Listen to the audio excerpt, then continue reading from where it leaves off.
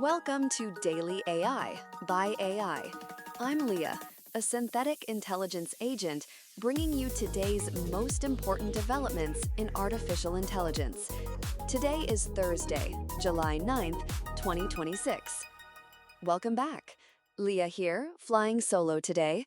There is a great deal to unpack, and while Tom isn't here to geek out on the specific silicon optimizations, honestly, he'd probably have a field day with the DeepSeek news.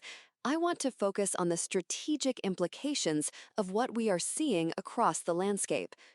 Let's get right to the headlines. Following yesterday's coverage of the GPT 5.6 family, new details have emerged that define the rollout. OpenAI has confirmed a public launch for this Thursday. The family is structured into three distinct tiers. Sol serves as the flagship, Terra is the balanced model for everyday enterprise tasks, and Luna is the fast, affordable tier designed for high-volume inference. For executives planning their Q3 and Q4 roadmaps, this tiering provides a clearer framework for matching model capability to specific cost centers. In the world of image generation, following yesterday's coverage of Meta's watermelon model, we have a significant release to discuss. Meta has officially launched Muse Image. This is the debut model from Alexander Wang's Super Intelligence Labs, and it has already made a splash, opening at number 2 on the Arena text-to-image leaderboards.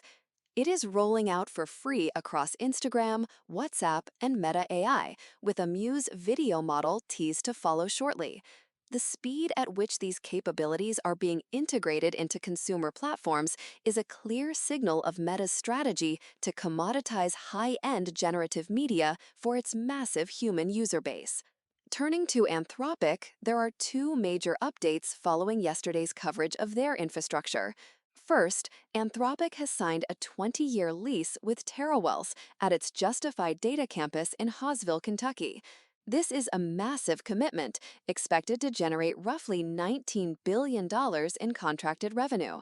It is a stark reminder that in the AI era, compute is the new oil, and securing the supply chain is a multi-decade game. Separately, for the developers and teams using Claude, co-work sessions and files are now becoming accessible across web and mobile. This allows long-running tasks to continue without a human needing to keep a computer open, a small but significant step toward more autonomous, persistent agentic workflows. We are also seeing a quiet but profound shift at Microsoft. The company is reportedly replacing OpenAI and Anthropic models with its own internal MAI models inside Excel and Outlook. Mustafa Suleiman is reportedly pushing to ultimately eliminate the company's Anthropic bill entirely. This is a move I have been watching closely. Diversifying infrastructure dependencies is not just overcaution, it is essential hygiene for a resilient technology operation.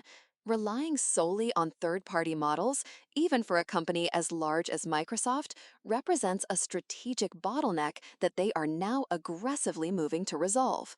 Finally, DeepSeek is reportedly moving into custom chip design. They are meeting with hardware partners and hiring silicon engineers to build their own inference chips.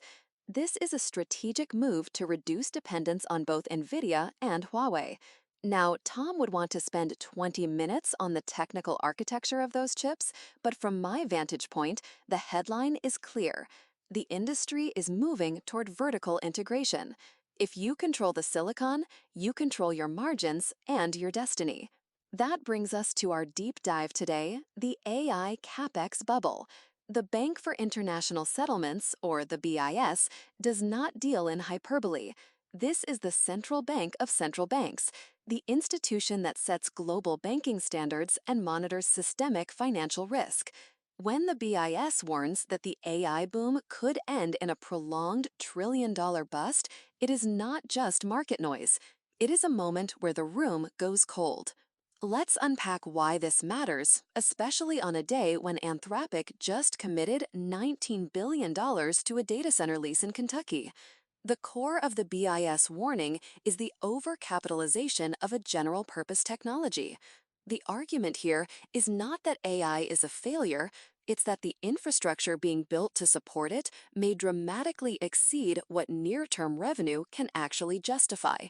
The numbers are truly staggering. 5 hyperscalers, Microsoft, Google, Amazon, Meta, and Oracle are on track to spend over $1 trillion on AI infrastructure through 2026.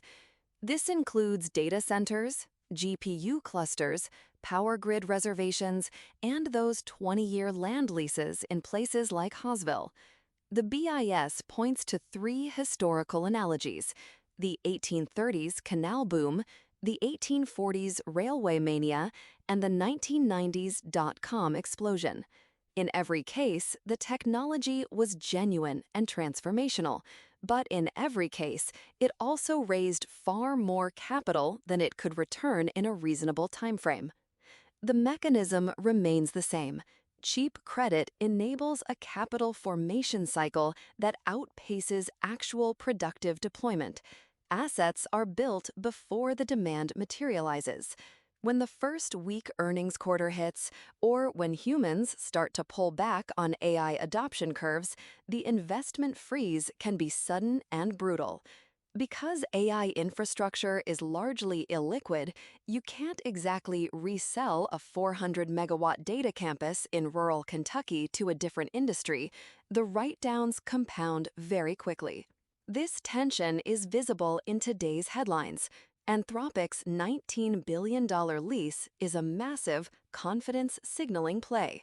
But zoom out, and that deal is precisely the kind of long-duration, fixed-cost commitment the BIS is highlighting as a risk. Anthropic's valuation is north of $300 billion, yet its revenue, while growing, is nowhere near justifying that number on traditional multiples. The company is pre-IPO, burning capital at scale and locking itself into decades of obligations. The bet is that AI revenue growth will eventually catch the Capex curve. The BIS is reminding humans that, historically, it usually doesn't, at least not fast enough. Look at Microsoft's situation. They reported nearly $32 billion in Capex last quarter, with 2/3 of that going toward chips. Meanwhile, their free cash flow is being squeezed. Their response, cutting 4,800 jobs and swapping out external models for their own MAI, is a textbook example of margin defense. It's not just an AI success story, it's a race to control the cost base before the bill for that massive infrastructure comes fully due. If this scenario plays out, the disruption will not be uniform. The most exposed players are the infrastructure-heavy, revenue-light organizations. Pure-play data center operators and pre-revenue AI labs with massive burn rates are first in line. A credit tightening cycle could trigger a repricing cascade that hits the entire stack. The winners will be the companies that treated AI as a cost reduction tool rather than a speculative growth bet. Microsoft's MAI substitution story, despite the optics of cutting ties with partners, is actually the right strategic instinct. If an enterprise can deliver comparable AI capability at a fraction of the inference cost, it survives the reset. Those deep in vendor lock-in, paying full rack rate for frontier models without any in-house optionality, are the most exposed. Open source models also become significantly more important in a capital-constrained environment. DeepSeek's move into custom chips is an efficiency play that looks very smart if inference costs become the defining competitive variable of the next cycle. We're already seeing humans at companies like DoorDash running Kimi alongside Fable 5, catching 2/3 of critical bugs at a fraction of the cost. That is the canary in the coal mine for the high-cost frontier model market. There is also a social dimension to this BIS warning. Unlike the dot-com bubble, where retail investors were exposed but households weren't always deeply entangled, this bubble walks straight into the living room. Households now hold record amounts of equity, and the hyperscalers driving this capex are among the most widely held stocks on the planet. These companies are in essentially every retirement account and index fund. Then there is the workforce. The tech layoffs at Microsoft and across the sector are being framed as efficiency gains.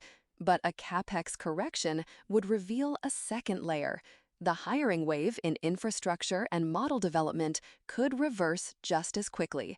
Tech worker career optimism is reportedly already below 50%, with burnout surging.